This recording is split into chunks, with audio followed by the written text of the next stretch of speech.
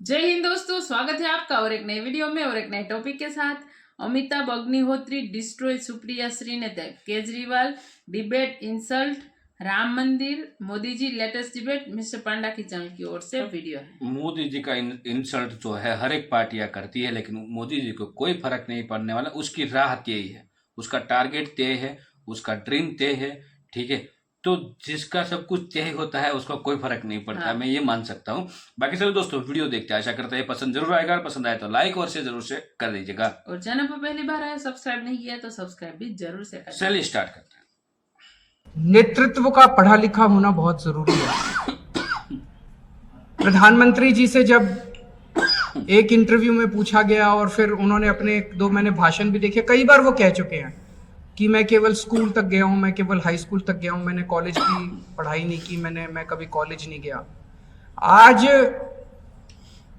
Administration इतना ज्यादा complicated हो चुका है कि अगर आप कम पढ़े लिखे हैं या पढ़े लिखे नहीं हैं तो आपके लिए सरकार चलाना बहुत मुश्किल हो जाता है। बहुत ऐसे ऐसे अफसर आके ऐसे आपको घुमाते हैं कि आपको पता भी नहीं चलता कहां कौन फाइलों में कहां साइन करा के ले गया, आपको पता ही नहीं चलता। अच्छा, जैसे नोटबंदी का निर्णय हुआ, सारे देश ने उसका खामियाजा भुगता। कितने बड़े स्तर के ऊपर रोजगार चले गए, दुकानें बंद हो गई, लोगों के घर खराब हो गए, कितने लोगों की मौत हो गई। वो नोटबंदी का निर्णय जो है, अगर कोई पढ़े लिखे प्रधानमंत्री होते कभी नोटबंदी का निर्णय नहीं लेते। पता नहीं किसने जाके उनके कान भरे, उनको समझ नहीं थी, उनको समझ नहीं आया और उन्होंने नोटबंदी का निर्णय ले लिया। भाई साहब कुछ ज्यादा नहीं हो गया ये? मतलब कुछ भी। विदेशों से कई नेता आते हैं, वो पता नहीं कहां किन फाइलों पे क्या साइन करा के ले जाते हैं, उनसे किसी को पता ही नहीं क्या कहां साइन कर रहे हैं का। तो देश के लिए बहुत जरूरी है कि पढ़ा लिखा नेतृत्व होना चाहिए। दिल्ली ने यह साबित कर दिया, हमारी सरकार पढ़े लिखे लोगों की सरकार है। हमारी सरकार ने यह साबित कर दिया कि अगर पढ़े लिखे लोगों की सरकार हो और ईमानदार सरकार हो तो कहां की कहां कितनी तरक्की हो सकती है। वाह भाई, ये ठीक है, पढ़ी लिखी मार्कशीट सबकी देखो है, लेकिन अब अरविंद जी बहुत पढ़े लिखे आदमी हैं। वो तो उसमें राजस्व सेवा में रहे अधिकारी, आईआईटी से पढ़े हैं, तब भी उनने कलम नहीं रखी कभी अपने पास। कुछ लिखने पढ़ना नहीं, कहीं तो लिखो पढ़ो कुछ भैया कागज पे, ताकि हम भी जाने कि क्या योग्यता है। बोलते हैं लिखते नहीं, ताकि कहीं फसल बवाल ही नहीं।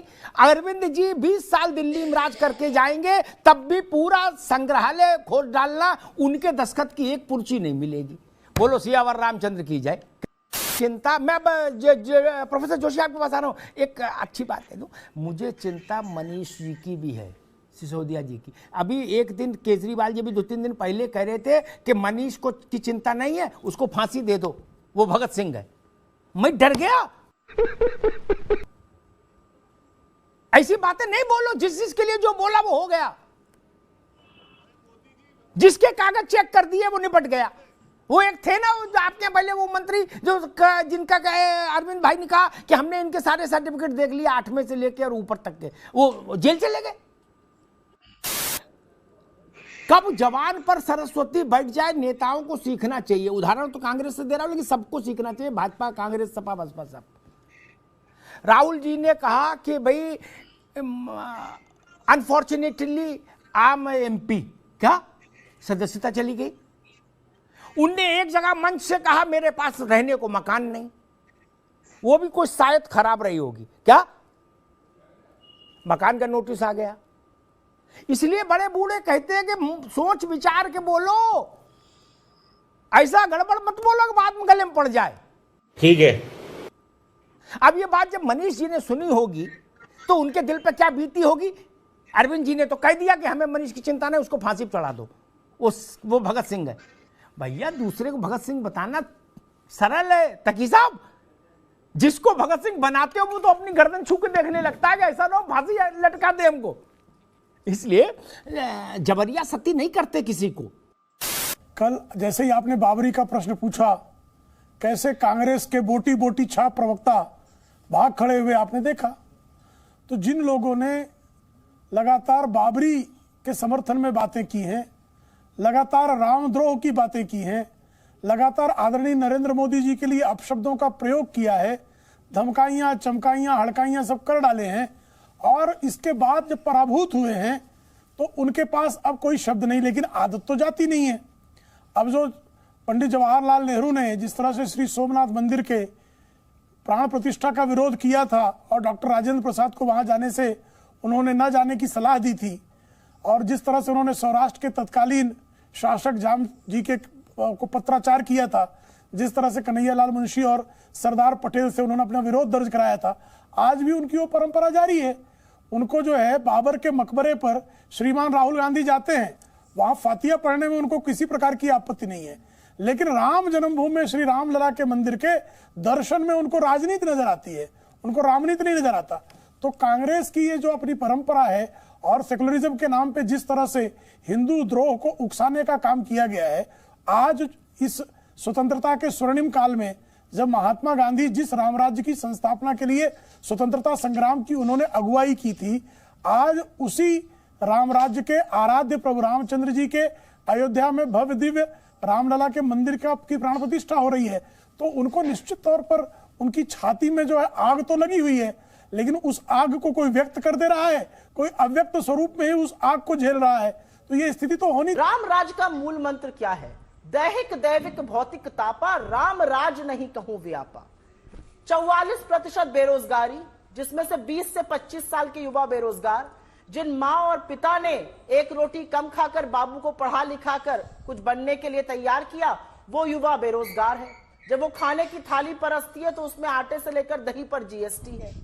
तो दैहिक दैविक भौतिक तापा, राम राज नहीं कहूं व्यापा का पहला कि लोगों को त्रस्त ना किया जाए, वहां पर दुख ना हो, वहां पर पीड़ा ना हो। तो देखिए कैसे वो राम राज का संकल्प पूरा कर रहे हैं मोदी जी। मोदी जी ने बड़ी गजब बात कही, हमने लोगों से जो लिया वो उनको समर्पित कर दिया। नहीं, हमने लोगों से जो लिया वो अपने कुछ मित्रों को समर्पित कर दिया। अगर ये कहते तो मैं 100% पहली बार उनसे पूरी तरह से उनका समर्थन करती।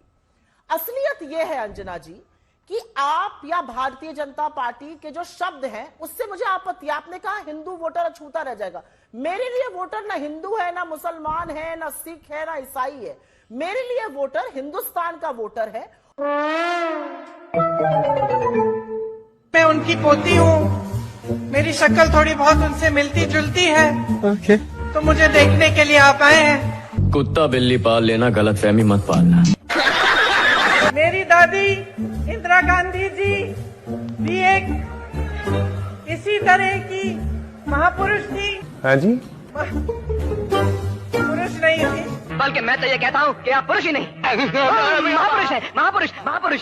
स्वास्थ्य सरकारी अस्पतालों में मुफ्त मिलेगा। स्वास्थ्य सरकारी अस्पतालों में मुफ्त मिलेगा। क्या बात कर रहे हैं?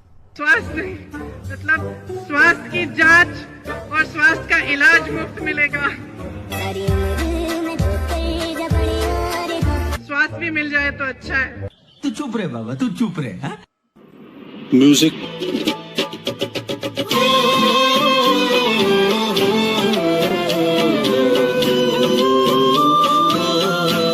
तो ये केजरीवाल जी की बात राइट है, कोई गलत बात नहीं है।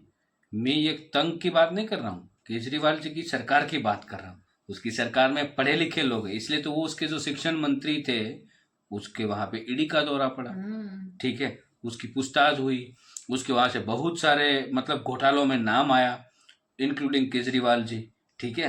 तो ये इसीलिए कह रहे हैं। और यदि ये सरकार, चलो बहुत सारे पार्टीज है जिसमें बहुत सारे पढ़े लिखे लोग हैं, फिर भी वो कहीं पे भी मैंने सीट हासिल करते हुए हमने नहीं देखा। और ये पढ़े लिखे की सरकार है या नहीं है ये जनता ने तय कर लिया।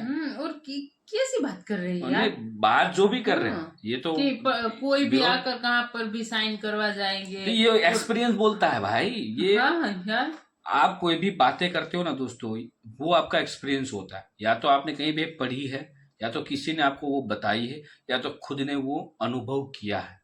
तो हम जो बातें करते हो हमारे एक्सपीरियंस है। आप खुद एक बार ट्राई कर लीजिए कोई भी टॉपिक्स पे बात करने की। जिस टॉपिक्स के बारे में आपने पढ़े हो या तो सुना है या तो देखा है, तो उसके बारे में आप ज्यादा बोल पाओगे। जिस टॉपिक के बारे में कुछ सुना ही नहीं है कुछ देखा भी नहीं है, कुछ पढ़ा भी नहीं है, तो क्या बात कर पाओगे भाई? तो ये सब कुछ जो है ना, ये देखो ये एक साइकोलॉजी है। इस साइकोलॉजी को समझना बहुत जरूरी है और हमारे जैसी जनता को तो खास समझना जरूरी है, क्योंकि तभी तो हम अच्छी सरकार को सुन के ला पाएंगे।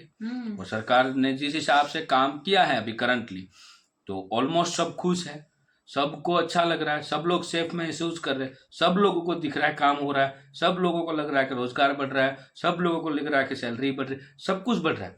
बट ये चीज नहीं हो सकती ना कि आज पार्टी आ गई और सुबह करोड़ों तादाद में रोजगार हो गया। वो तो कोई सरकार नहीं कर पाएगी। उसके लिए तो पढ़े लिखे होते हैं उसको और केजरीवाल जी आप सब जो वोटिंग कर रहे हैं ना, वो सभी पढ़े लिखे हैं, उसको पता है। और आप तो दिल्ली में मतलब पोल्यूशन का भी सॉल्यूशन नहीं निकाल सकते हो।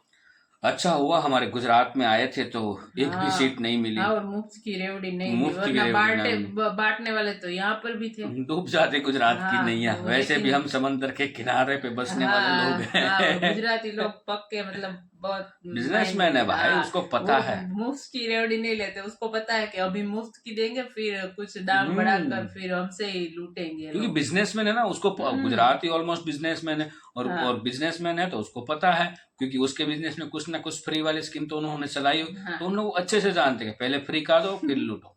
तो बाकी दोस्तों वीडियो कैसी लगी आपको, आप हमें कमेंट में लिखकर जरूर बताएगा। फिलहाल हम आपसे विदाई ले रहे, मिलेंगे और नए वीडियो में आपके साथ। टिल देन जय हिंद, जय हिंद, जय भारत।